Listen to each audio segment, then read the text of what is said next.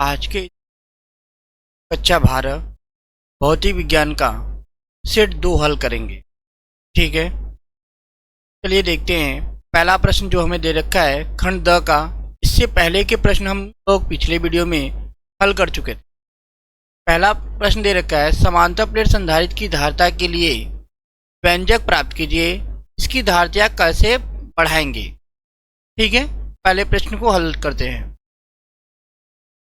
आज देखिए, पहला प्रश्न जो हमें दे रखा है उसका प्रश्नोत्तर संख्या 4 क का हल देखते हैं। समांतर प्लेट संधारित्र की धारिता का व्यंजक। एक समांतर प्लेट संधारित्र में दो समतल धात्विक प्लेटें होती हैं।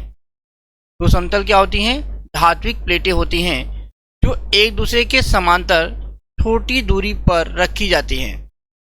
ठीक है, मान लीजिए कि प्लेटों का क्षेत्रफल क्या है? a है और उनके बीच की दूरी d है। माना कि प्लेटों पर आवेश प्लस q और माइनस q है, जिससे प्लेटों का पृष्ठीय आवेश घनत्व क्या हो जाएगा? सिग्मा बराबर q अपान a। जैसा हम लोग यहाँ पे देखते हैं, चित्र में एक तरीके से हम आपको समझाते हैं। मान लीजिए कि हमारा क्या है, इस तरीके से क्या है, दो आपके संधारित्र हैं जो एक दूसरे के समांतर है। अगर यहाँ पे हमने मान लिया कि यहाँ पे क्या है, प्लस क्यू आवेश है, तो इस पे क्या होगा? माइनस क्यू आवेश होगा। ठीक है, और इन दोनों प्लेटों के बीच की दूरी हम लोग क्या मान रखे हैं?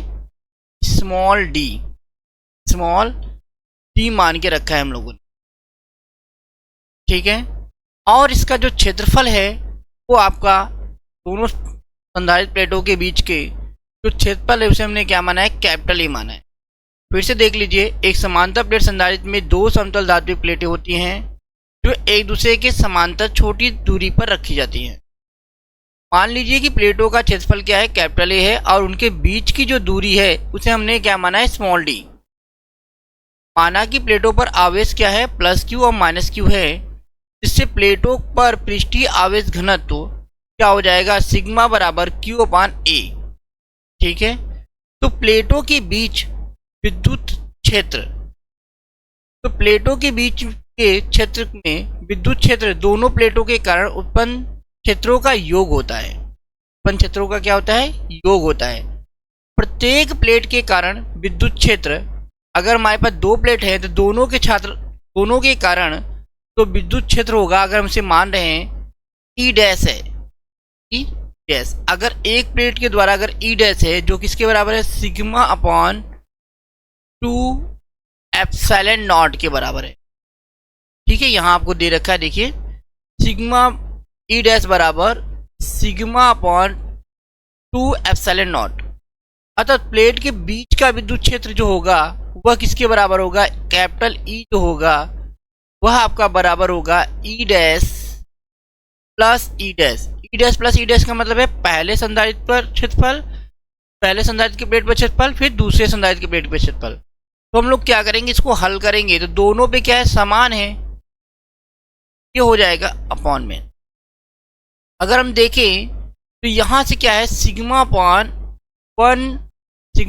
एप्सिलॉन नॉट को अगर हम कॉमन कर लें तो ये बचेगा क्या? 1/2 प्लस 1/2, और इसको अगर हल करेंगे तो आपका क्या आ जाएगा? कैपिटल ई जो है वह आ जाएगा आपका क्या? सिग्मा अपॉन, ठीक है, सिग्मा अपॉन एप्सिलॉन नॉट, क्योंकि 1/2 और 1/2 को जोड़ेंगे तो क्या हो जाएगा? 1 हो जाएगा।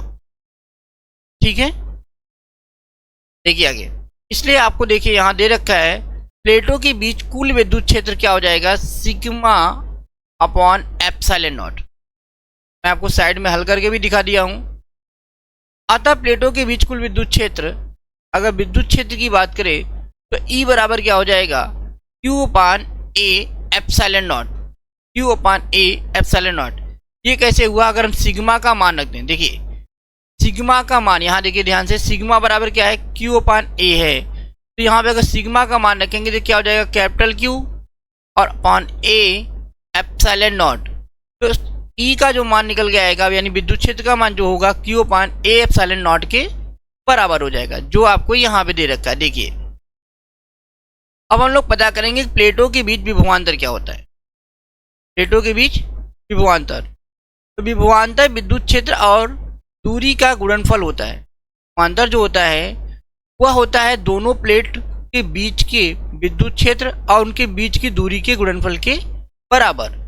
तो V बराबर क्या हो जाएगा, Q upon A epsilon not into D. E का मान क्योंकि हम लोग निकाले हैं Q upon A epsilon not, तो उसको हम लोग किए और D उसके बीच की दूरी, दोनों को गुणा किए तो ये किसके बराबर हो गया, Q into D upon A epsilon not के। ठीक है, अब हम लोग पता करेंगे संधारित्र की धारिता। तो धारिता की परिभाषा के अनुसार हम कह सकते हैं कि C बराबर क्या होता है, Q अपान V के। C बराबर क्या होता है, Q अपान V के। तो C बराबर Q अपान V, देखिए ध्यान से यहाँ पे C बराबर क्या है, Q अपॉन V के।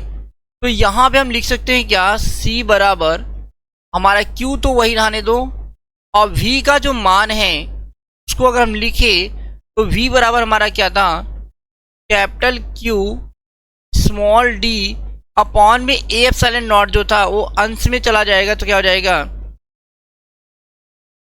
A epsilon not. तो Q से Q क्या हो जाएगा, कट जाएगा, बचेगा क्या, A epsilon not upon D. तो यहाँ पे देखिए A epsilon not upon D आपको दिया गया है। ठीक है, संधारित्र की धारिता हम लोगों ने पता किया। जहाँ एप्सिलॉन नॉट क्या होता है, निर्वात की विद्युतशीलता होती है। एप्सिलॉन नॉट क्या होती है, निर्वात की विद्युतशीलता। अब हम लोग पता करेंगे, इस प्रश्न में दे रखा था धारिता बढ़ाने के तरीके। पहला है समीकरण जो धारिता का होता है, C बराबर epsilon not A upon D से संधारित्र की धारिता बढ़ाने के लिए निम्नलिखित तरीके अपनाए जा सकते हैं। किस तरीके अपनाए जा सकते हैं, प्लेटों का क्षेत्रफल। प्लेटों का जो क्षेत्रफल होता है वो धारिता के समानुपाती होता है। मतलब धारिता को हम कह सकते हैं प्लेटों के क्षेत्रफल के क्या होता है, समानुपाती होता है। इसका मतलब अगर हम क्षेत्रफल बढ़ाएं तो धारिता बढ़ती है। दूसरा है प्लेटों के बीच की दूरी धारिता की क्या होता है, व्युत्क्रमानुपाती होता है। या कह सकते हैं कि धारिता जो है प्लेटों के बीच की दूरी के व्युत्क्रमानुपाती होती है। अतः धारिता को बढ़ाना है तो प्लेटों के बीच की दूरी को हम कम करते हैं। क्या लिखा है, दूरी कम करने पर धारिता बढ़ती है। इसके बाद परावैद्युत माध्यम का उपयोग। प्लेटों के बीच निर्वात या वायु के स्थान पर कोई परावैद्युत माध्यम भरने पर धारिता उतने ही गुना बढ़ जाती है। जहाँ K क्या है, माध्यम का परावैद्युतांक, और K का मान हमेशा ही क्या होता है, 1 से अधिक होता है। परावैद्युत माध्यम का उपयोग करने पर धारिता K गुना बढ़ जाती है। मैंने आपको पहले ही बताया कि परावैद्युत माध्यम का जो भी हम उपयोग करते हैं उतना ही गुना वो क्या होता है, धारिता बढ़ जाती है। तो ये थे आपके कुछ धारिता बढ़ाने के तरीके। अगला प्रश्न हम लोग करेंगे, अगले प्रश्न को देखते हैं। अगला जो प्रश्न है हम लोगों का उसको देख लेते हैं क्या है। देखिए पढ़ते हैं यहाँ से। यहाँ देखिए प्रश्न उत्तर संख्या 4 का ख है। प्रश्न क हम लोग हल कर चुके हैं। रेल की दो पटरियां आपस में तथा जमीन से पृथक हैं। इन्हें एक मिली वोल्ट मीटर से जोड़ा गया है। जब इन पर एक ट्रेन 180 किलोमीटर प्रति घंटा की चाल से दौड़ती है तो मिली वोल्ट मीटर का पाठ्यांक क्या होगा। दिया गया है कि पृथ्वी के क्षेत्र का ऊर्ध्वाधर अवयव 0.2 × 10⁻⁻⁴ वेबर मीटर स्क्वायर है तथा पटरियां परस्पर 1 मीटर की दूरी पर हैं। ठीक है, तो इसको हल देख लेते हैं। इसका क्या करते हैं हम लोग, चलिए। खंड 4 का हम लोग क्या करेंगे, देखिए हम लोग क किए थे, अब हम लोग क्या करेंगे, यहाँ पे 4 का क का ख करेंगे। ठीक है, देख लेते हैं।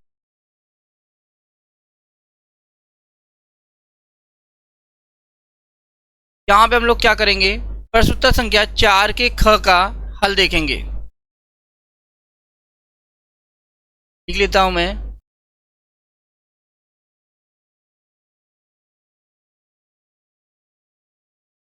प्रश्न उत्तर संख्या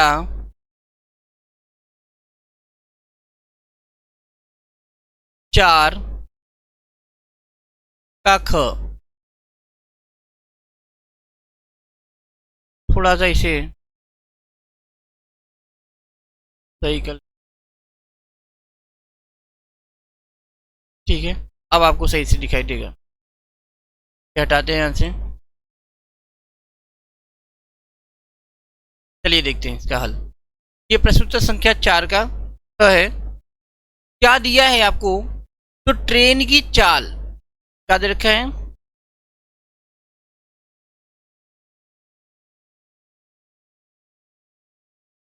ट्रेन की चाल आपको दे रखा है। यहां से देखिएगा, जिसे हम v से दिखाते हैं, 180 किलोमीटर प्रति घंटा है, किलोमीटर प्रति घंटा है। अगर हम इसे मीटर प्रति सेकंड में बदलें तो हम यहाँ कर सकते हैं 180, और यहाँ पे एक किलोमीटर को मीटर प्रति सेकंड में बदलने के लिए 5/18 का गुणा कर लेते हैं। तो 18 से काटे तो ये कितनी बार में कट जाएगा, 10 बार में, और 10 का 5 में गुणा करेंगे तो ये क्या आएगा, ये आपका आ जाएगा 10×5 = 50 मीटर प्रति सेकेंड, मीटर प्रति सेकेंड। ठीक है। और आपको दे रखा है क्या, और आपको दे रखा है पृथ्वी, ध्यान से देखिएगा, पृथ्वी के क्षेत्र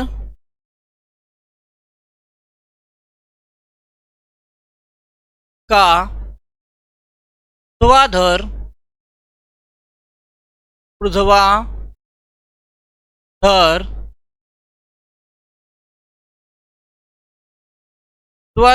अवयव,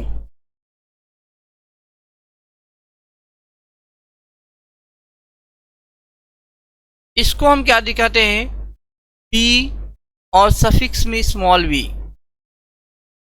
इसके बराबर हम लोग लिख सकते हैं, जो दिया है 0.2 गुणित 10⁻⁴।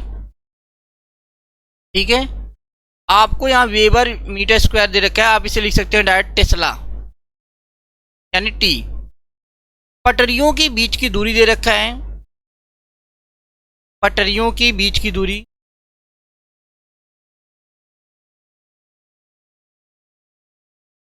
देखिएगा, पटरियों के बीच की दूरी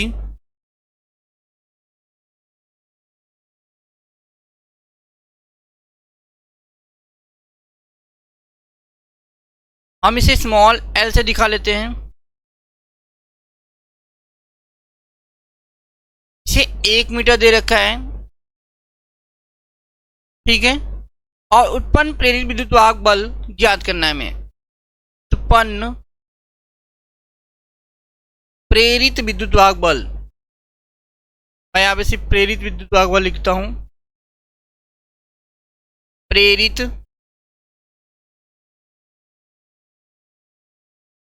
विद्युत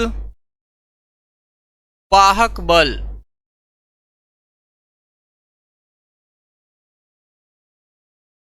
ठीक है। इसे हम किससे दिखाते हैं, एप्सिलॉन से दिखाते हैं, जो किसके बराबर होता है आपका, p सफिक्स में v l इंटू v के क्या होता है, बराबर होता है। और b l v का यहाँ पे मान रख लेते हैं हम लोग। t हमारा दे रखा है 0.2 गुणित 10⁻⁴। l हमारा कितना दे रखा है, 1 मीटर, और v हमारे कितना दे रखा है, यानी जो चाल है वो हमारा कितना दे रखा है, 50 मीटर प्रति सेकेंड। ठीक है। अब हम इसको हल करते हैं। 0.2 का अगर हम 50 में गुणा करते हैं तो आएगा कितना, 10। 50 दूना 100 होगा, लेकिन एक अंक पे दशमलव है तो यहाँ लगा लेते हैं दशमलव। अगुणित 10 की घात माइनस 4। ठीक है, अब इसको हल करेंगे तो ये क्या लिख सकते हैं, 10 की घात माइनस 4 और 10 की घात 1 को लिख सकते हैं 10 की घात माइनस 3। ठीक है, वोल्ट, इतना वोल्ट। या हम इसे और लिखना चाहते हैं तो लिख सकते हैं क्या, और इसको अगर हम लिख सकते हैं, देखिए हम इसे लिख सकते हैं 1 मिली वोल्ट। क्या लिख सकते हैं, 1 मिली वोल्ट, क्योंकि 10 की घात 3 को हम क्या करते हैं, मिली, इसलिए हम यहाँ पे लिख सकते हैं 1 मिली वोल्ट, जो इसका आंसर होगा। ठीक है, यह आपका प्रश्न उत्तर संख्या 4 का ख था। यह आपका क्या था, प्रश्न उत्तर संख्या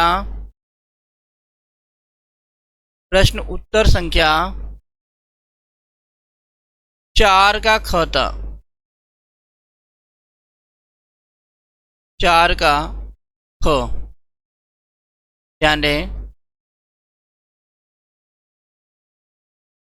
खंड द का अगला प्रश्न हम लोग देखते हैं, चलिए देखते हैं। यदि आप लोगों को हमारे वीडियो पसंद आते हैं तो इसे लाइक कीजिए, हमारे चैनल को सब्सक्राइब कीजिए और अपने दोस्तों के साथ में इसको शेयर कीजिए। ठीक है, अगले प्रश्न को हम लोग देखते हैं। अगला प्रश्न जो है खंड द का प्रश्न उत्तर संख्या 4 का ग, कह रहा है तरंगाग्र से क्या अभिप्राय है, हाइगेन के तरंग सिद्धांत से प्रकाश के परावर्तन की व्याख्या कीजिए। ठीक है, हम लोग अगले प्रश्न को देखते हैं। चलिए अगला प्रश्न देखते हैं।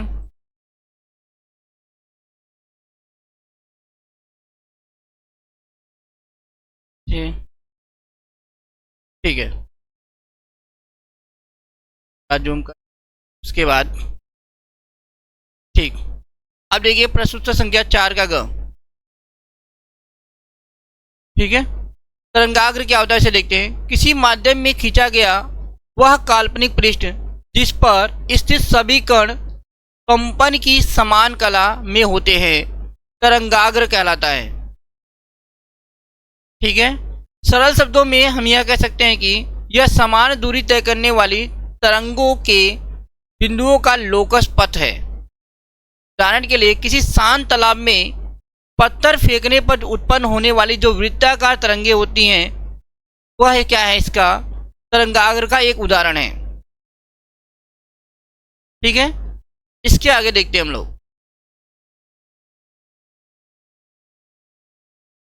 देखिए हाइगेन्स का सिद्धांत, प्राथमिक तरंगाग्र माध्यम में किसी क्षण किसी स्रोत से उत्पन्न तरंगाग्र का प्रत्येक बिंदु एक नया विक्षोभ का स्रोत बन जाता है, जिसे द्वितीयक तरंगाग्रिकाएं कहते हैं। द्वितीयक तरंगिकाएं क्या होती हैं उसको देखते हैं। ये तरंगिकाएं माध्यम में प्रकाश की चाल से आगे बढ़ती है। द्वितीयक तरंगाग्र किसी भी क्षण इन सभी द्वितीयक तरंगिकाओं को स्पर्श करता हुआ खींचा गया अग्रगामी पृष्ठ उस क्षण नया द्वितीयक तरंगाग्र कहलाता है। अब हम लोग क्या करेंगे, परावर्तन की व्याख्या करेंगे। देखिए मान लीजिए कि XY एक समतल परावर्तक सतह है, जैसे कि दर्पण है आपका, जैसे क्या है आपका दर्पण। एक समतल तरंगाग्र AB इस सतह पर तिरछा आपतित होता है। तरंगे V वेग से सतह की ओर चल रही हैं। तीसरा दे रखा है, मान लीजिए t बराबर 0 पर तरंगाग्र का बिंदु A परावर्तक सतह के बिंदु A से टकराता है। जितने समय t में तरंगाग्र का बिंदु B पर परावर्तक सतह के बिंदु C तक पहुंचता है, उतने ही समय में बिंदु A से निकली द्वितीयक तरंगिका परावर्तित होकर A' तक पहुंच जाती है। ठीक है, चूंकि परावर्तन में माध्यम नहीं बदलता, इसलिए प्रकाश की चाल नियत रहती है। ठीक है, पांचवा देखते हैं। C को केंद्र मानकर BC त्रिज्या का चाप खींचते हैं और A को केंद्र मानकर A' त्रिज्या का चाप खींचते हैं, सी से इस चाप पर खींची गई स्पर्श रेखा परावर्तित तरंगाग्र को दर्शाती है। आप चाहें तो इसका स्क्रीनशॉट लेके फिर से पढ़ सकते हैं। ये आपका यहाँ पे इस प्रश्न का सलूशन होता है। अगला प्रश्न हम लोग देखते हैं फिर से। अगला प्रश्न हमारा है ग। क्या कह रहा है ग? कह रखा है पीएन संधि डायोड का अग्र अवनित में प्रतिरोध 25 ओम है। कितना है? 25 ओम। अग्र अवनित वोल्टेज में कितना परिवर्तन किया जाए कि धारा में 2 मिली एम्पियर का परिवर्तन हो जाए। ठीक है, ये भी आंकिक प्रश्न है, इसका हल देखते हैं हम लोग। चलिए, क्या दिया था पहले इसको देख लेते हैं। आपको दिया है पीएन संधि डायोड अग्र अवनित में प्रतिरोध। ठीक है, अग्र अवनित में प्रतिरोध क्या दे रखा है, इसको देखते हैं।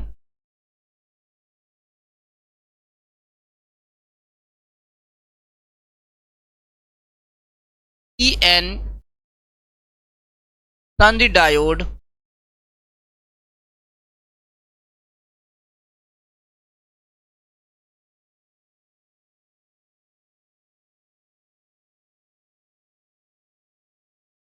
में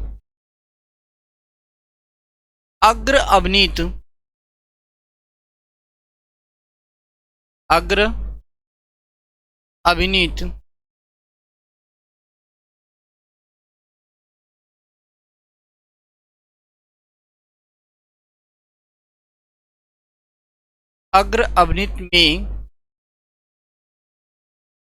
आपको दे रखा है प्रतिरोध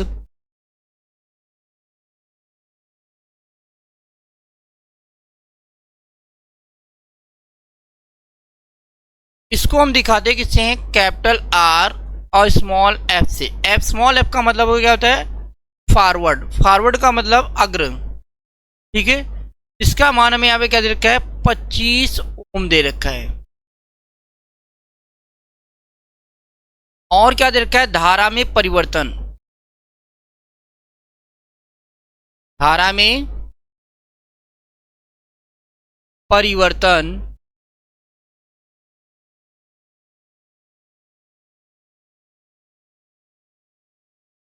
धारा में परिवर्तन हम लोग किससे दिखाते हैं, डेल्टा आई से दिखाते हैं। और ये बराबर किसके होता है, दिया है आपका 2 मिली एम्पियर। ठीक है, इसको आप लिखना चाहें तो इस तरीके से लिख सकते हैं, 2 गुणित 10 की घात -3 एम्पियर। ओम के नियम के अनुसार हम क्या लिख सकते हैं यहाँ पे, ओम के नियम के अनुसार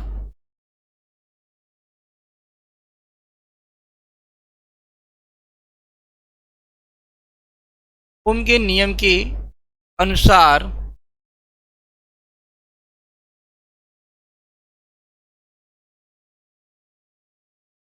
हम लोग यहां से कह सकते हैं आर एफ जो होगा वो बराबर होता है आपका डेल्टा वी अपॉन डेल्टा आई।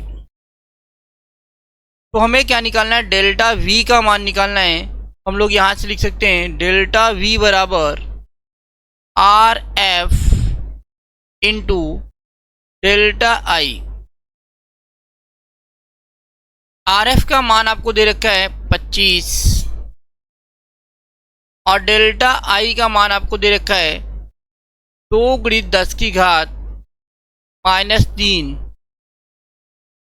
तो इसको हल करते हैं तो ये लिख सकते हैं 25 दूना 50 गुणित 10 की घात -3।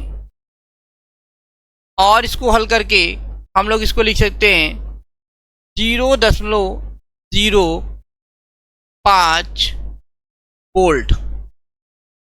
ये हमारा क्या होगा, आंसर होगा। ये हमारा क्या होगा, आंसर होगा। ठीक है, देखिए ध्यान से, ये हमारा क्या हो जाएगा आंसर। अगले प्रश्न को यहाँ से हम लोग फिर से देखेंगे। अगले प्रश्न को यहाँ से हम देखते हैं। अगला प्रश्न है हमारा, उसको देख लेते हैं हम लोग।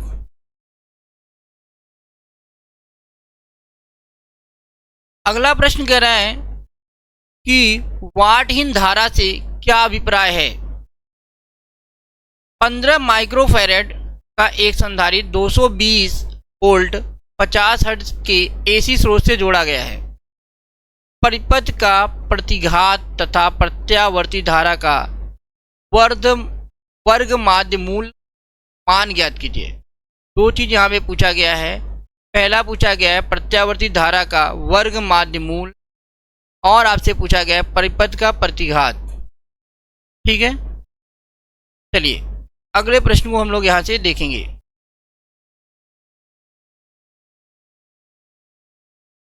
यहाँ देखेंगे वाटहीन धारा क्या है या शक्तिहीन धारा कहते हैं इसे।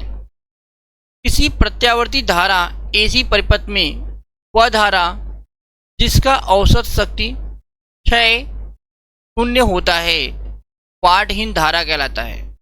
वाटहीन धारा कहलाता है। ठीक है, और यह तब होता है जब परिपथ में वोल्टता और धारा के बीच कलांतर क्या हो जाए 90 डिग्री का हो जाए, π/2 आप कह सकते हैं। ठीक है, चलिए देखते हैं इसमें क्या दे रखा है। इसके में एक आंगिक प्रश्न दे रखा था, उसको हल करते हैं हम लोग। जिसमें आपको दे रखा है क्या,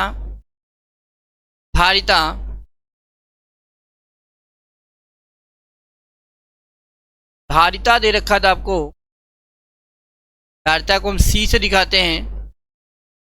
यह आपको दे रखा है 15 माइक्रोफैरेड। 15 माइक्रोफैरेड, इसको आप लिखना चाहो तो लिख सकते हो 15 गुणित 1 माइक्रोन बराबर होता है 10⁻⁻6 फैरेड। 15 गुणित 10⁻⁻6 फैरेड हो गया। ठीक है, और आपको दे रखा है वर्ग माध्य मूल वोल्टता। स्रोत का ध्यान दीजिएगा, स्रोत का वर्ग माध्य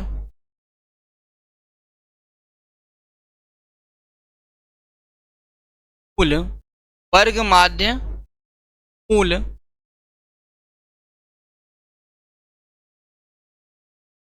इसे हम क्या कहते हैं RMS से कहते हैं।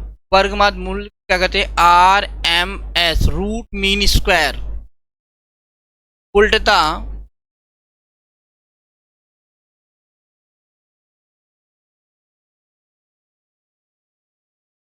ठीक है, आपको दे रखा है VRMS बराबर 220 वोल्ट।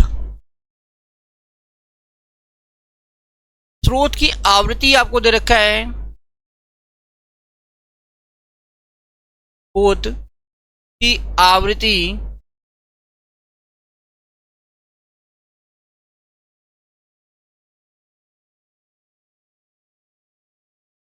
आवृत्ति को हम लोग फ्रीक्वेंसी कहते हैं, इसलिए हम एफ से दिखाते हैं यहाँ पे स्मॉल एफ, जो कितना दे रखा है 50 हर्ट्ज।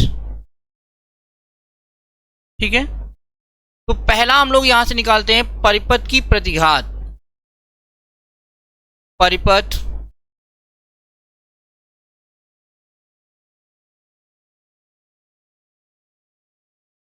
का प्रतिघात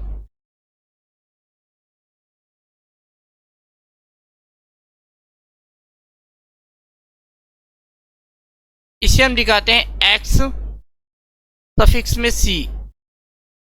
ये बराबर होता है 1/मेगा इंटू सी। सी क्या है यहाँ पे धारिता है। सी क्या है धारिता, और इसको हम लिख सकते हैं 1/ओमेगा होता है आपका 2πf के इंटू सी। तो इसका मान रखेंगे 1/2। पाई का मान आपका होता है 3.1 1 4 गुणित f का मान आपको दे रखा है 50 गुणित c का मान आपको दे रखा है 15 गुणित 10 की घात -6। ठीक है, इस लाइन को और बढ़ा लेते हैं हम लोग। ये पूरा 1 के बटे में है। देखिए यहाँ आ गया 1, यदि हम 2 का गुणा 50 में करते हो जाएगा 100, और 100 का गुणा 3.14 में करेंगे तो यहाँ से दशमलव हट जाएगा, सीधे सीधे हो जाएगा 314। ठीक है, और गुणित हम लोग यहाँ कर सकते हैं 15, फिर हम क्या कर सकते हैं यहाँ पे 15 और गुणित 10 की घात -6। 314 का अगर हम 15 में गुणा करेंगे तो ये आएगा 47 10, यानी 4710 गुणित 10 की घात -6। 10 की घात -6 को हम लेके जाएंगे ऊपर, तो ये हम लिख सकते हैं इसको 10 की घात 6। ध्यान दीजिएगा, इसको हम लिख सकते हैं क्या 10 की घात -6 से ऊपर ले जाएंगे अंश में, तो 10 की घात 6 बटे 47 10। ठीक है, अब हम इसमें अगर भाग देते हैं तो ये हमारा आएगा भाग देने पर लगभग आएगा 212.3 ओम। ये हमारा यहाँ पे क्या होगा आंसर होगा। ठीक है, अगला जो हमसे पूछा गया है उसको देखते हैं। इसी प्रश्न में आपको एक और चीज पूछा गया है, उसको देख लेते हैं हम लोग। क्या क्या है, प्रत्यावर्ती धारा का वर्गमाध्य मूल मान। इसके लिए हम लोग लिखते हैं क्या है, प्रत्यावर्ती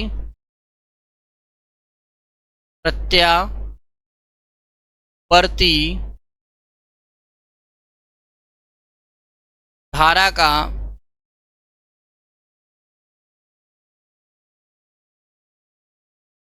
वर्ग माध्य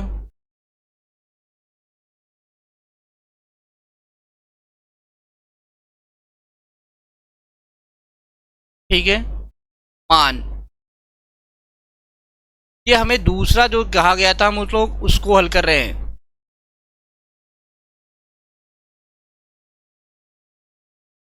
इसे हम लोग दिखाते हैं किससे, IRMS से को प्रदर्शित करते हैं। तो हम लोग यहाँ से लिख सकते हैं क्या, IRMS बराबर होता है आपका VRMS बटे XT। तो VRMS का मान हमें कितना दे रखा है 220 वोल्ट, और XC का मान अभी हम लोगों ने निकाला है 212.3। यहाँ से दशमलव हटाने के लिए हम क्या कर सकते हैं, 10 का गुणा अंश में और 10 का गुणा हर में कर सकते हैं। दशमलव हट जाएगा यहाँ से, तो ये हो जाएगा पर हो जाएगा अंश में 2200 और नीचे हो जाएगा 2123। इसको जब हम लोग भाग देंगे तो भाग देने पे पहले लगभग कितना आ जाएगा आपका 1.036 एम्पियर। ठीक है, ये हमारा क्या हो गया, आंसर हो गया। अब हम लोग अगले प्रश्न को हल करेंगे। अगला प्रश्न क्या है हम लोगों का देख लेते हैं। अगला जो प्रश्न है उसको देखते हैं।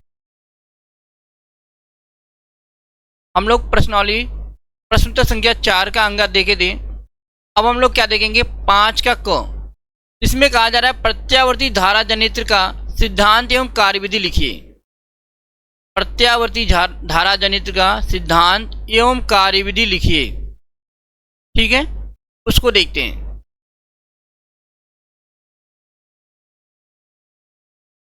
प्रश्न उत्तर संख्या 5 का सिद्धांत देखते हैं हम लोग प्रत्यावर्ती धारा जनित्र का। प्रत्यावर्ती धारा जनित विद्युत चुंबकीय प्रेरण के सिद्धांत पर कार्य करता है। जब किसी बंद कुंडली को एक समान चुंबकीय क्षेत्र में तेजी से घुमाया जाता है तो कुंडली से होकर गुजरने वाले चुंबकीय फ्लक्स में लगातार परिवर्तन होता है। ठीक है, जिसके कारण कुंडली में एक प्रेरित विद्युतवाहक बल, जिसे हम क्या कहते हैं, ईएमएफ के रूप में कहते हैं, उत्पन्न हो जाता है। यदि कुंडली एक बंद परिपथ का भाग है तो उसमें प्रेरित धारा प्रवाहित होने लगती है। प्रेरित ईएमएफ का मान फैराडे के विद्युत चुंबकीय प्रेरण के नियम द्वारा दिया जाता है, जो होता है एप्सिलॉन बराबर minus N d phi upon d t, जहाँ कैपिटल एन होता है आपका कुंडली में फेरों की संख्या और d phi upon d t चुंबकीय फ्लक्स में परिवर्तन होता है। ठीक है, d phi upon d t क्या होता है, चुंबकीय फ्लक्स के परिवर्तन की दर है। इसके आगे देखते हैं हम लोग। देखिए, और इस प्रश्न में हमसे पूछा गया था कार्यविधि। कार्यविधि को आर्मेचर की एक पूर्ण घूर्णन चक्र के संदर्भ में समझा जाता है। मान लीजिए कि आर्मेचर को दक्षिणावर्त दिशा में घुमाया जा रहा है और चुंबकीय क्षेत्र कैपिटल एन से एस ध्रुव की ओर है। एन से कहाँ है, एस ध्रुव की ओर। तो प्रारंभिक स्थिति जब थीटा क्या होगा, 0 डिग्री पर होगा। जब कुंडली का तल चुंबकीय क्षेत्र के लंबवत होता है तो फ्लक्स अधिकतम होता है, लेकिन फ्लक्स परिवर्तन की दर न्यूनतम होती है। ठीक है, प्रेरित ईएमएफ का मान क्या होगा, 0 होता है। प्रथम चतुर्थांश घूर्णन, जब थीटा को 0 डिग्री से 90 डिग्री तक घुमाया जाता है, जब कुंडली घुमाना शुरू करते हैं तो फ्लक्स में परिवर्तन होने लगता है। थीटा बराबर 90 डिग्री पर जब कुंडली का तल चुंबकीय क्षेत्र के समांतर होता है, फ्लक्स परिवर्तन की दर अधिकतम होती है। ठीक है, प्रेरित ईएमएफ अधिकतम होता है तब। देखते हैं, फ्लेमिंग के दाएं हाथ के नियम के अनुसार धारा की दिशा ए से बी और सी से डी होगी। धारा R2 से R1 प्रवाहित होगी। तीसरे कंडीशन में देखते हैं, द्वितीय चतुर्थांश घूर्णन, अगर हम थीटा बराबर 90 डिग्री से 180 डिग्री यानी 90 से 180 डिग्री तक घुमाते हैं कुंडली को, तो कुंडली 180 डिग्री पर पहुंचती है, जहां फ्लक्स परिवर्तन की दर पुनः 0 हो जाती है। प्रेरित ईएमएफ घटकर 0 हो जाता है। मतलब कुंडली जो है 180 डिग्री पर पुनः क्या हो जा रहा है, 0 हो जा रहा है। और कुंडली कहाँ पे था, 0 डिग्री पर आपका, यहाँ देखिए आपने लिखा था 0 डिग्री पर भी क्या थी आपका, परिवर्तन की दर 0 होती है, यहाँ पे भी। ठीक है, तो ये प्रश्न आपका यहाँ पे हल होता है। आगे देखते हैं, तृतीय चतुर्थांश घूर्णन, मतलब उसके आगे है। तृतीय चतुर्थांश घूर्णन मतलब 180 से 270 डिग्री के बीच में अगर घूर्णन करते हैं तो कुंडली आगे घूमती है। थीटा बराबर 270 डिग्री पर, थीटा बराबर 270 डिग्री पर फ्लक्स परिवर्तन की दर फिर से अधिकतम हो जाती है, फिर से अधिकतम हो जाती है। प्रेरित ईएमएफ फिर से अधिकतम हो जाता है, लेकिन अब यह विपरीत दिशा में होता है। अब क्या होता है, विपरीत दिशा में होता है, क्योंकि भुजाएं अब विपरीत ध्रुवों के पास हैं। भुजाएं कहाँ हैं, विपरीत ध्रुवों के पास, ध्यान रखिएगा, भुजाएं आपके विपरीत ध्रुवों के पास आ गई। धारा की दिशा बी से ए, धारा की जो दिशा होगी वो क्या हो जाएगी, बी से ए और डी से सी होती है। धारा R1 से R2 प्रवाहित होगी। चतुर्थ चतुर्थांश घूर्णन यानी थीटा बराबर जब होगा 270 डिग्री से 360, कुंडली 360 डिग्री पर पहुंचती है, प्रारंभिक स्थिति में लौट आती है। प्रेरित ईएमएफ घटकर 0 हो जाता है। परिणाम क्या निकलता है, प्रत्येक पूर्ण चक्र के बाद धारा की दिशा उलट जाती है, जिससे हमें एक प्रत्यावर्ती धारा प्राप्त होता है। प्रेरित ईएमएफ तात्क्षणिक मान निम्नलिखित सूत्र से दिया जाता है, जहां पे क्या है, एप्सिलॉन बराबर epsilon not sine omega T के बराबर होता है। ठीक है, नेक्स्ट आगे देखते हैं। चलिए देख, अगला जो प्रश्न है उसको देख लेते हैं। पहले क्या दिया है, 5 का क हम लोग किए, 5 का क कह रहा है फोकस दूरी का एक उत्तल लेंस एक वस्तु तथा एक पर्दे के बीच कहीं रखा जाता है। पर्दे तथा वस्तु के बीच की दूरी x है। यदि लेंस का आवर्धन m हो तो सिद्ध कीजिए कि f बराबर mx upon m plus 1 whole square. ठीक है, तो इसको भी हम लोग देख लेते हैं क्या है, इसको सिद्ध करना है। ठीक है ना, क्या आपका था प्रश्न संख्या 5 का ख, 5 का ख हम लोगों को हल करना है। ठीक है, हमें दे रखा है क्या, लेंस की फोकस दूरी, लेंस की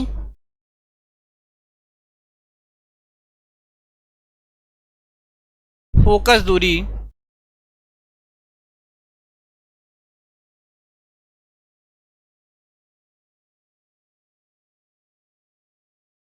बराबर स्मॉल एफ, वस्तु और पर्दे की बीच की दूरी को हम मान लेते हैं x है। वस्तु और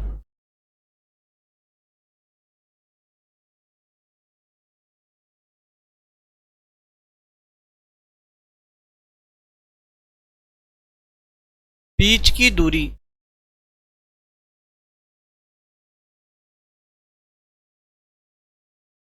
बराबर x। ठीक है, जब वस्तु और पर्दे के बीच की दूरी x है, इसका मतलब x जो होगा वह वस्तु की दूरी u प्लस v के योग के बराबर होगा। और क्या दे रखा है, आवर्धन इसका हम मान लेते हैं m है। आवर्धन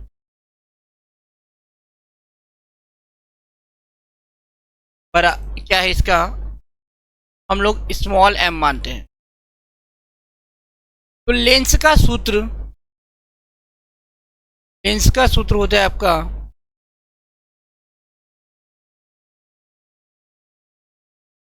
1/f बराबर 1/v माइनस 1/u। ठीक है,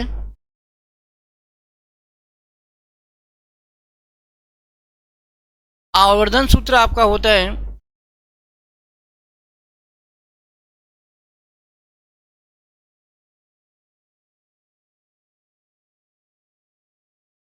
m बराबर v अपॉन, ठीक है, क्योंकि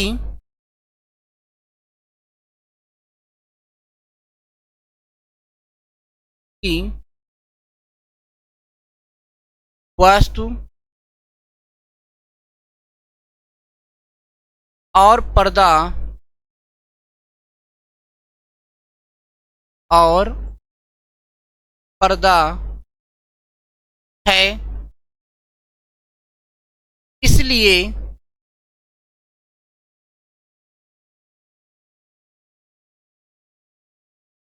प्रतिबिंब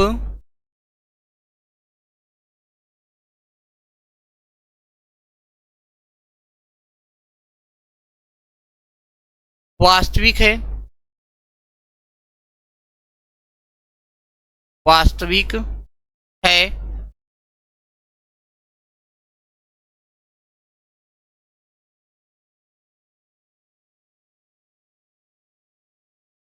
और वास्तविक प्रतिबिंब है, इसलिए v क्या होगा आपका, धनात्मक होगा। v यानी कि प्रतिबिंब क्या होगा, धनात्मक।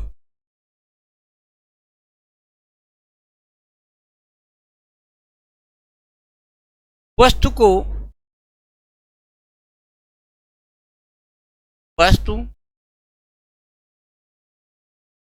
लेंस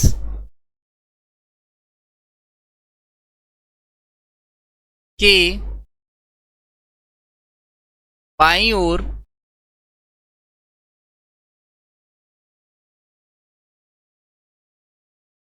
रखा जाता है।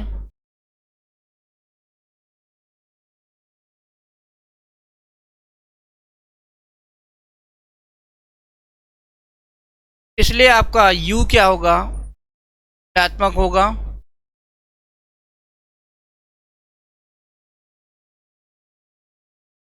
यानी कि वस्तु की दूरी आपकी क्या हो जाएगी, ऋणात्मक। ठीक है,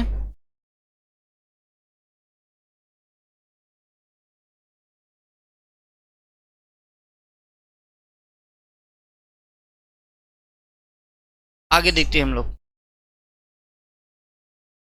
चिन्ह परिपाटी का उपयोग करते हैं। चिन्ह परिपाटी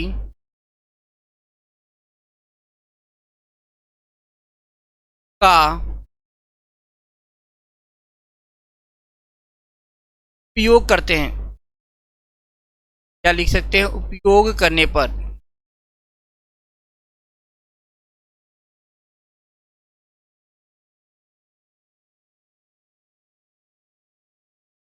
आपका वस्तु की दूरी क्या आ जाएगी, माइनस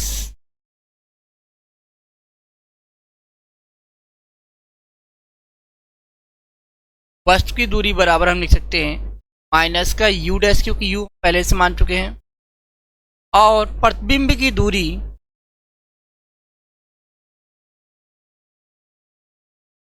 प्रतिबिंब की दूरी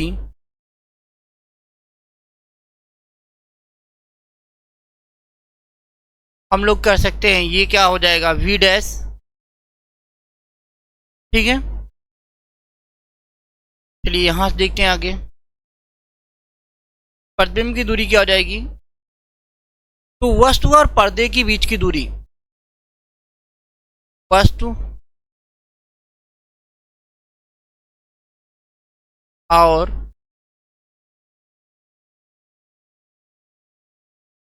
पर्दा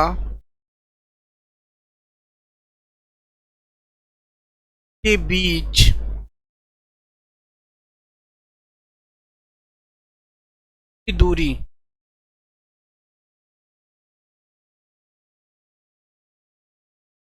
की दूरी मतलब x जो होगा वो बराबर हो जाएगा v dash plus u dash, plus किसके हो जाएगा, u डैश के। तो यहां से हम लोग लिख सकते हैं क्या, v डैश बराबर x माइनस u डैश। ठीक है, आवर्धन का परिमाण निकाल लेते हैं। आवर्धन का परिमाण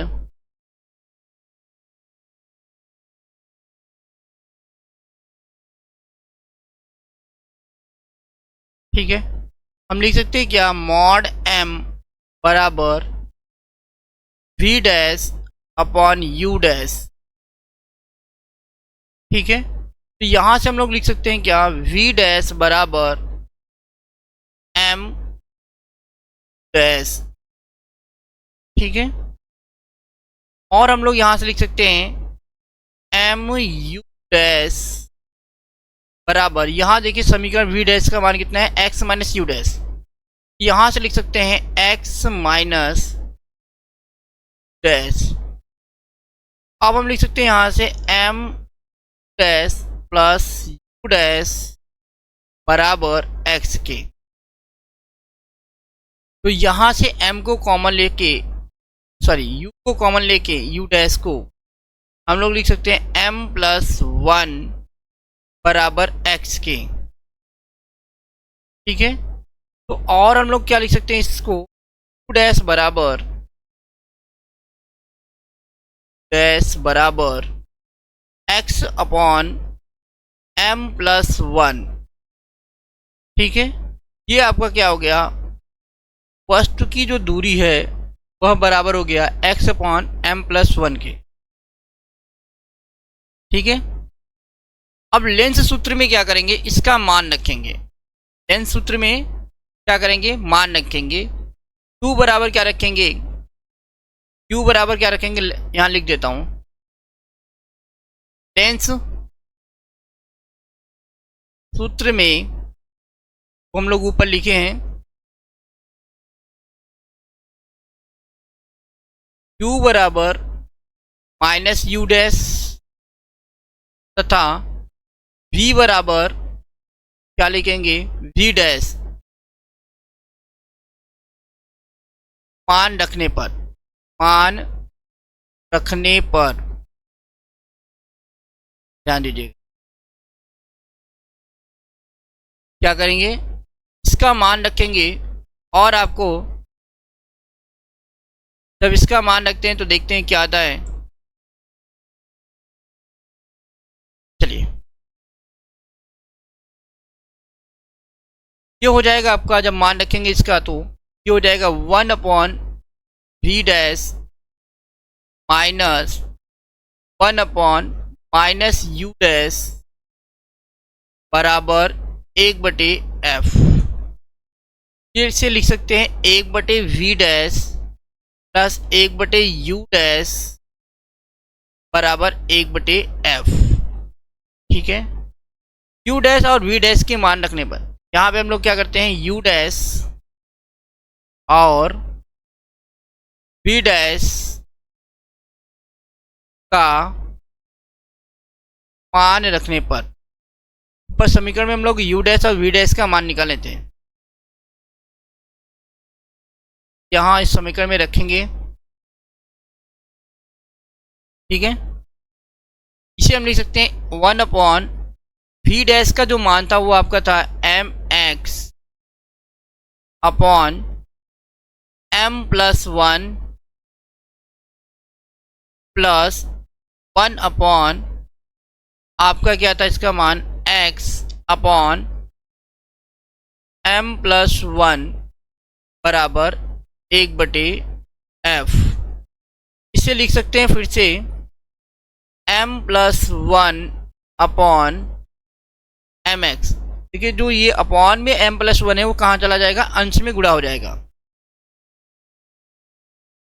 प्लस इसका भी वो 1 में गुणा हो जाएगा, तो m प्लस 1 अपॉन में क्या आ जाएगा, x बराबर 1/f।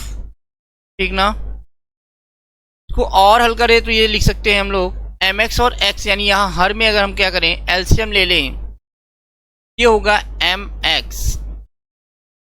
यहाँ mx से mx में भाग देंगे तो 1 आएगा और 1 का m प्लस 1 में गुणा करने पर m प्लस 1 हो जाएगा, प्लस यहाँ पे x है, इससे भाग देंगे तो m बचेगा, तो ये m2 क्या हो जाएगा, m प्लस 1 बराबर 1/f। ठीक है, यहाँ देखिए, अब हम लोग यहाँ पे देख लेते हैं।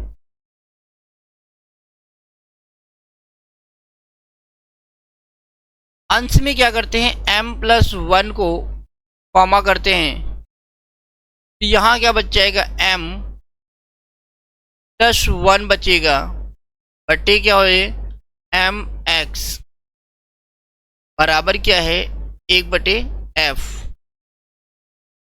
बराबर किसके है, 1/f। तो अंश में m प्लस 1 है, तो इसे लिख सकते हैं m प्लस 1 का होल स्क्वायर बटे mx बराबर 1/f। ठीक है, तो अब हम लोग क्या करें, इसको लिख सकते हैं f बराबर mx बटे m प्लस 1 का होल स्क्वायर, और ये हमें क्या करना था, सिद्ध करना था। ठीक है, अगला प्रश्न हम लोग देखते हैं। अगला प्रश्न हमें क्या दे रखा है, अगला प्रश्न हमें क्या दे रखा है उसको देख लेते हैं जल्दी से।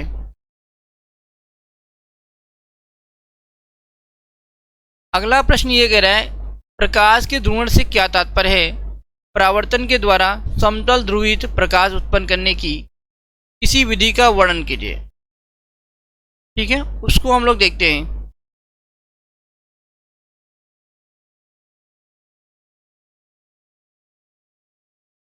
चलिए देखते हैं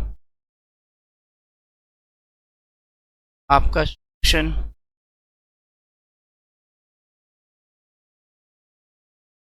यहाँ पे है प्रश्न संख्या 5ग, प्रकाश का ध्रुवण क्या है उसको पहले देखते हैं। प्रकाश एक अनुप्रस्थ तरंग है जिसका अर्थ है कि कंपन जो विद्युत क्षेत्र सदिश द्वारा दर्शाए जाते हैं तरंग के संचरण की दिशा के लंबवत होते हैं। क्या होते हैं? लंबवत होते हैं। यहां ध्यान दीजिए।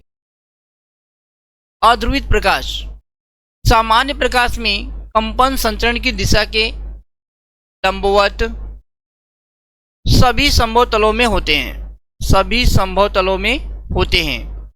ध्रुवण वह प्रक्रिया जिसके द्वारा प्रकाश तरंगों के कंपन किसी एक विशेष तल तक ही सीमित हो जाते हैं, प्रकाश का ध्रुवण कहलाती है, प्रकाश का ध्रुवण कहलाती है। समतल ध्रुवित प्रकाश क्या होता है इसको देखते हैं। जिस प्रकाश में कंपन केवल एक ही तल में, कंपन क्या हो, एक ही तल में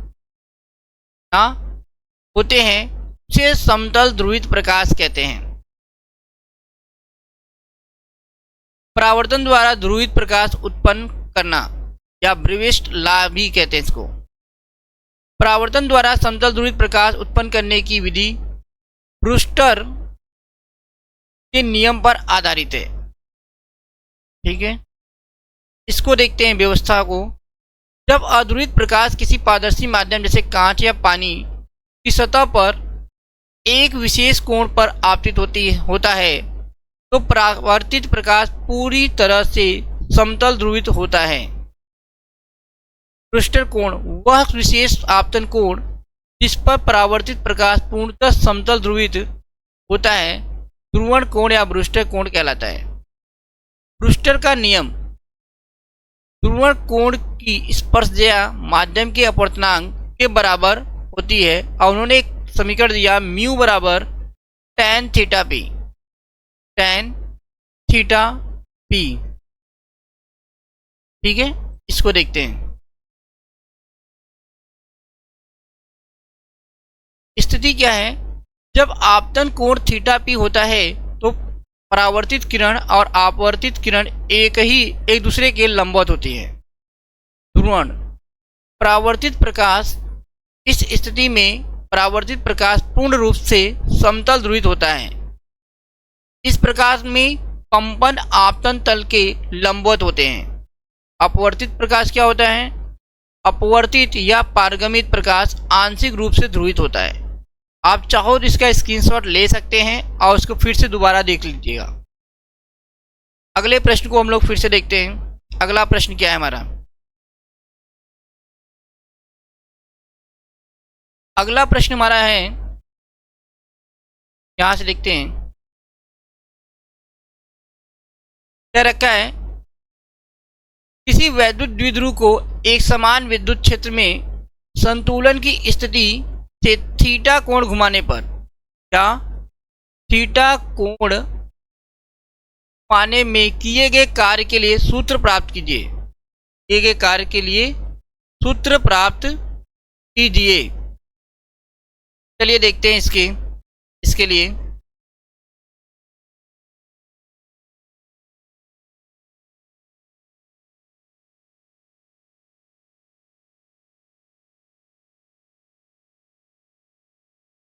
प्रश्न संख्या 5 का घ, कार्य का व्यंजक। माना कि एक विद्युत द्विध्रुव जिसका द्विध्रुव आघूर्ण P है एक समान विद्युत क्षेत्र E में रखा गया है। द्विध्रुव पर बल आघूर्ण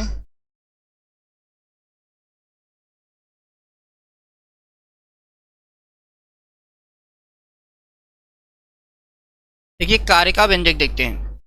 माना कि एक विद्युत द्विध्रुव जिसका द्विध्रुव आघूर्ण P है एक समान विद्युत क्षेत्र E में रखा गया है। ध्रुव पर बल आघूर्ण जब द्विध्रुव को विद्युत क्षेत्र में रखा जाता है तो इस पर एक बल आघूर्ण कार्य करता है जो इस क्षेत्र की दिशा में संरेखित करने का प्रयास करता है। टाउ बराबर होता है पी ई साइन थीटा, जहाँ थीटा द्विध्रुव आघूर्ण P और विद्युत क्षेत्र E के बीच का कोण होता है।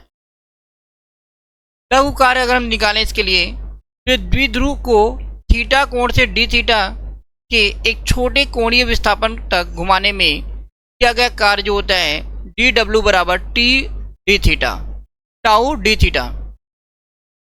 ठीक है, डी डब्ल्यू बराबर हो जाएगा P E sine theta into D theta. कुल कार्य अगर निकालते हैं तो द्विध्रुव को संतुलित की स्थिति थीटा 1 बराबर 0 डिग्री से किसी कोण थीटा 2 बराबर थीटा तक घुमाने में किया गया कुल कार्य लघु कार्य को समाकलित करके प्राप्त किया जाता है। अगर हम इसका क्या करेंगे, लघु कार्य का समाकलन करेंगे तो समाकलन का जो सीमा होगा थीटा 1 से थीटा 2 डी डब्ल्यू बराबर हो जाएगा 0 से theta P E sine theta D theta के बराबर। क्योंकि P और E नियतांक हैं इसलिए ये क्या हो जाएंगे, समाकलन के बाहर हो जाएंगे और आपका यहाँ से मिलेगा क्या, ये आपको प्राप्त हो जाएगा W बराबर कैपिटल W बराबर P E minus cos theta जो साइन थीटा का क्या है समाकलन है। अब यहाँ पे सीमा को रखेंगे, इस समाकलन की सीमा को लिख सकते हैं W बराबर minus P E cos theta minus cos 0 degree. Cos 0 का जो मान होता है, यहाँ ध्यान दीजिएगा, कॉस 0 का जो मान है 0 डिग्री का वह 1 के बराबर होता है।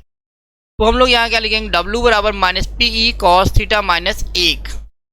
इसी को माइनस का गुणा कर देंगे कोष्टक के अंदर तो ये हो जाएगा W बराबर P E 1 minus cos theta. अतः संतुलन की स्थिति थीटा 1 बराबर 0 डिग्री से थीटा कोण तक घुमाने में किया गया जो कार्य होगा वो W बराबर P E 1 minus cos theta के बराबर होगा। ठीक है, अगले प्रश्न को हम लोग देख लेते हैं। अगला जो प्रश्न है हमारा क्या कहता है, ध्यान से देखिएगा। अगला प्रश्न जो है 5 का घ, ये है आपका इसका अथवा 5 घ का अथवा। हाइड्रोजन परमाणु में एक इलेक्ट्रॉन नाभिक के चारों ओर 5 × 10⁻⁻11 मीटर त्रिज्या की कक्षा में 2.2 × 10⁶ मीटर प्रति सेकंड की चाल से चक्कर लगाता है। इसके समतुल्य वैद्युत धारा का मान ज्ञात कीजिए। ठीक है, इसके समतुल्य वैद्युत धारा का मान ज्ञात कीजिए। इसको हल करेंगे हम लोग। 5 घ का अथवा है, क्या दिया है इसको देखते हैं पहले हम लोग। कक्षा की त्रिज्या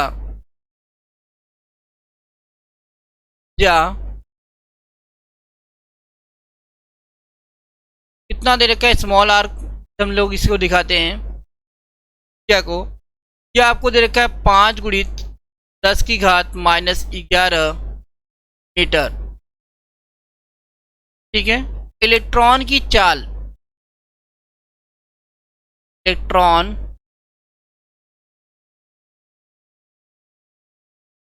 की चाल ये आपको दे रखा है 2.2 × 10⁶ मीटर प्रति सेकेंड। और इलेक्ट्रॉन पर आवेश तो सभी को पता ही होता है, इलेक्ट्रॉन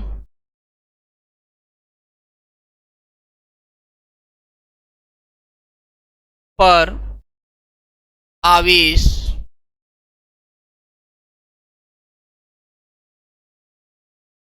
इसे हम ई से दिखाते हैं जो होता है 1.6 × 10⁻⁻19 कूलाम। ठीक है, आवर्तकाल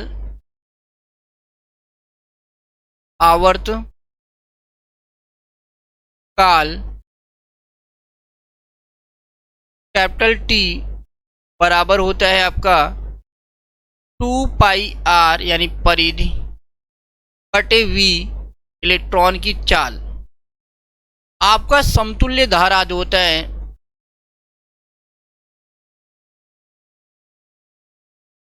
समतुल्य धारा कैपिटल I बराबर होता है E अपॉन कैपिटल टी यानी आवर्तकाल। तो यहाँ पे आवर्तकाल का मान रखे तो ये हो जाएगा E upon 2πr upon v। इसको हल करें तो ये हम लिख सकते हैं I बराबर E into we upon 2πr। यहाँ पे इसका मान रखेंगे तो E का मान होता है आपका 1.6 गुणित 10 की घात माइनस 19 और V का मान आपको दे रखा है 2.2 गुणित 10 की घात 6। ठीक है, 2 पाई का मान 3.14 और R का मान हमें दे रखा है 5 गुणित 10 की घात माइनस 11।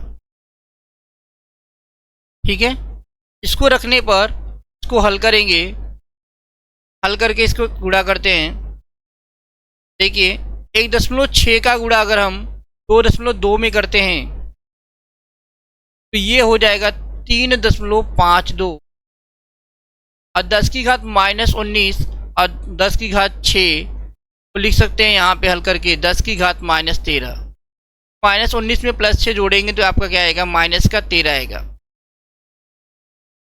नीचे आपका 2 का गुणा अगर 5 में करेंगे तो 10 हो जाएगा और 10 की घात माइनस 11 10 की घात 1 घट जाएगा और यहाँ बचेगा 3.14 फिर 10 की घात माइनस 10।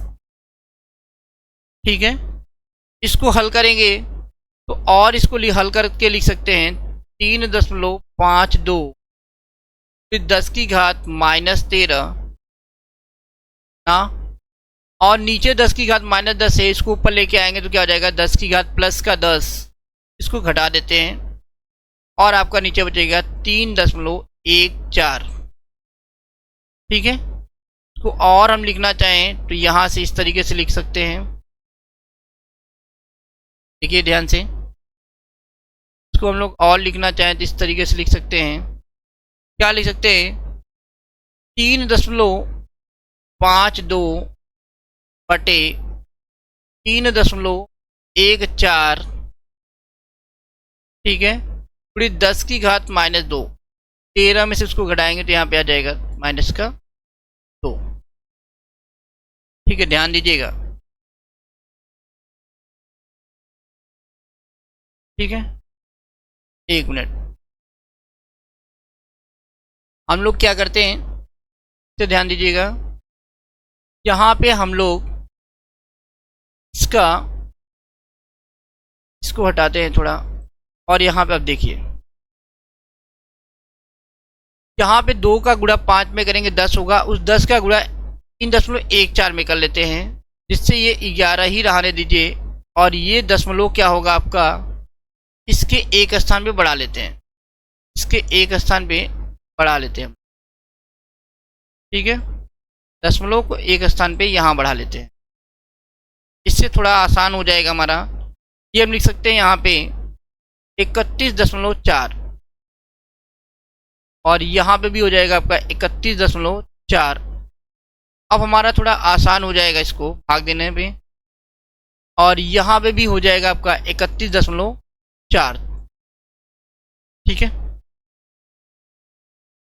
अब हम क्या करेंगे, इसमें भाग देंगे 31.4 का, तो भाग देने पर जो आएगा 3.52 में 31.4 का जब भाग देंगे तो ये लगभग आ जाएगा आपका 2.112 फिर 10 की घात माइनस 2। ठीक है, एम्पियर धारा का मान है। और हम इसे लगभग लिख सकते हैं 1.12 × 10⁻³ एम्पियर, और चाहे इसको लिख सकते हैं 1.12, ठीक है, मिली एम्पियर मीटर। ये आपका हो जाएगा आंसर।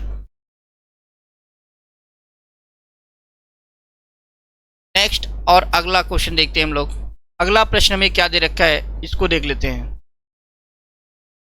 अगला प्रश्न जो हमारा है उसको देख लेते हैं क्या दिया है। देखिए इसमें अगला प्रश्न क्या आया है उसको देखते हैं। क्या रखा है, किरचॉफ का धारा एवं वोल्टेज संबंधी नियम लिखिए। प्रश्नोत्तर संख्या 5 के अंगा में दे रखा है किरचॉफ का धारा एवं वोल्टेज संबंधी नियम लिखिए। तो इसको हम लोग देख लेते हैं, ये हमारा क्या दे रखा है। चलिए प्रश्नोत्तर संख्या 5 का अंग, किरचॉफ का धारा नियम या संधि नियम भी कहते हैं। किसी भी विद्युत परिपथ में किसी भी संधि पर मिलने वाली सभी धाराओं का बीजगणितीय योग शून्य होता है। बीजगणितीय योग शून्य होता है। चिन्ह परिपाटी की अगर बात करें तो संधि की ओर आने वाली धाराओं को हम धनात्मक से दिखाते हैं और संधि से दूर जाने वाली धाराओं को ऋणात्मक माना जाता है। किरचॉफ का वोल्टता नियम देखते हैं, या इसे हम लूप का नियम भी कहते हैं। किसी भी बंद विद्युत परिपथ के विभिन्न भागों में होने वाले विभव परिवर्तनों का बीजगणितीय योग शून्य होता है। विभव परिवर्तनों का क्या होता है, बीजगणितीय योग शून्य होता है। ठीक है, हम लोग खंड द यहाँ तक हल कर चुके हैं। खंड य को हम लोग अगले वीडियो में हल करेंगे। यदि आपको हमारे वीडियो पसंद आ रहे हैं तो इसे लाइक कीजिए, अपने दोस्तों के साथ शेयर कीजिए और हमारे चैनल को सब्सक्राइब कीजिए। धन्यवाद आप सभी का।